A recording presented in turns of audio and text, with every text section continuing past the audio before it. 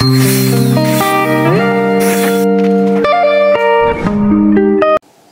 up mga kapadyak? Magandang araw, ako po si Ed. Welcome back sa aking channel. At kung bago ka dito, huwag kong kalimutang i-click yung subscribe at pindutin na rin yung notification bell para lagi kang updated sa mga makabuluhang tips na mapapanood sa channel na ito. Truly, nature's beautiful at napakaganda dito, napakatahimik, napaka-peaceful, malayo sa ingay ng syudad, ng city, ng usok, ng kung ano-anong polusyon. Ito, maririnig mo lang yung mga ibon. Of course, may manok. Ayan, dahil may mga tao din naman dito. Pero ibang-iba ito pag nasa kabayanan ka. Nag-upgrade ako ng konti dun sa ginagamit kong bike. Mahilig kasi ako sa mix and match. Kung maaalala ninyo, or kung gusto nyo i-search ninyo, merong Trek 69er. So, yun ay 26 yung likod, 29 yung harap. So, nag-build ako ng ganon dati. So, mga budget bike lang. So, 69er din.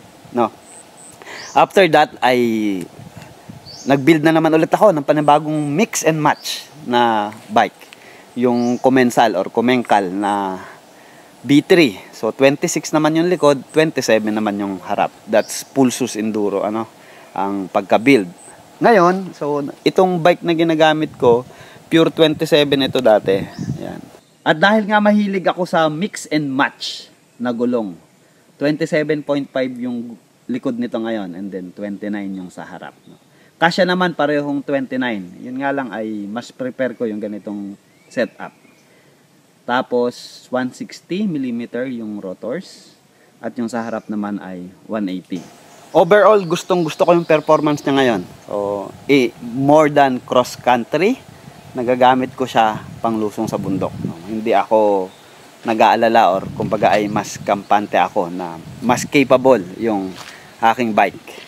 Alam ko maraming magtatanong. Marami kasi sa atin ay purist. Mas prepare nila kung 27.5, edi 27.5 lahat. Pag 29, 29 lahat. So gusto ko yung capability ng 27 kapag umaahon, pag pumapadyak ka. Lalo na sa trails. And mas playful, mas madali ko siyang gamitin. Mas komportable ako doon. And then pagdating doon sa harap, yung 29, mas malaki yung rollover niya. Mas madali siyang isabak sa trails. So pagsamahin mo yung pang-ahon tsaka yung panglusong, ito yung labas. Kaya ito yung gustong-gusto kong build lagi.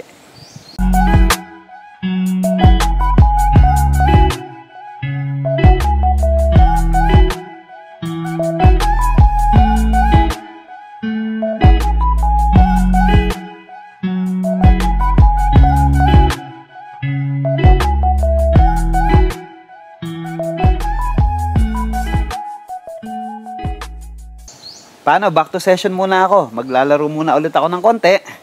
At para doon sa mga nanonood, maraming salamat. Kung palagay nyo ay okay, effective ito, subukan nyo. Kung palagay nyo ay hindi rin, subukan nyo para kayo makapagsabi kung ano ang kagandahan, kung ano ang upside, kung ano ang downside ng bike na ito. So, yun lang po. Ride safe po tayong lahat.